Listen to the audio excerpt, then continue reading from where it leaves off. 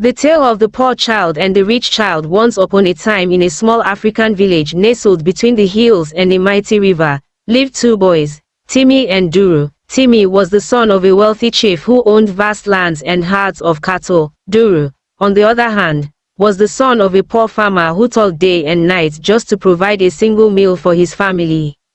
The beginning of friendship. Timmy and Duru were the same age and often played together in the village square. While Timmy wore fine clothes and shiny beads, Duru's attire was patched and worn. Despite their differences, the two boys shared a deep bond. Timmy loved Duru's wit and strength, while Duru admired Timmy's generosity and dreams.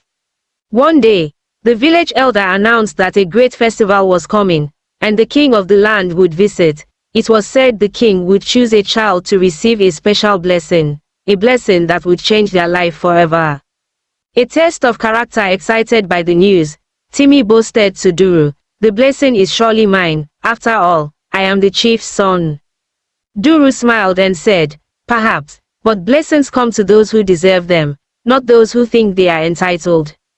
A week before the festival, the elder revealed that the king would give the blessing to the child who brought the rarest and most precious gift. Everyone in the village buzzed with excitement. Timmy thought, "With my father's wealth, I can bring the finest gold or the largest pearl." Meanwhile, Duru wondered how he could ever compete.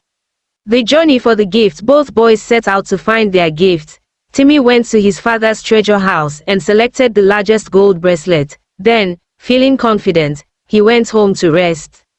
Duru, however, searched the forests and rivers but found nothing that seemed rare or precious. Feeling defeated, he sat under a baobab tree and began to cry. An old man with a kind face appeared and asked, "Why do you weep, child?" Duru explained his plight. The old man smiled and said, "The most precious gift is not gold or jewels but the heart to share what you value most." Then he handed Duru a small, empty gourd. "Fill this with something that matters to you," the man said before vanishing. Duru thought hard, then ran home. He filled the gourd with grains of millet, his family's only food for the week, and tied it tightly with a raffia cord. The day of the festival, when the king arrived, children lined up to present their gifts. Timmy stepped forward proudly and unveiled his golden bracelet. The crowd gasped in admiration. Next came Duru. He bowed low and presented his simple gourd filled with millet. The crowd laughed, and someone shouted, "What kind of gift is that?" The king raised his hand for silence. He opened the gourd and studied the millet. Then he said, "Tell me, boy, why did you choose this?"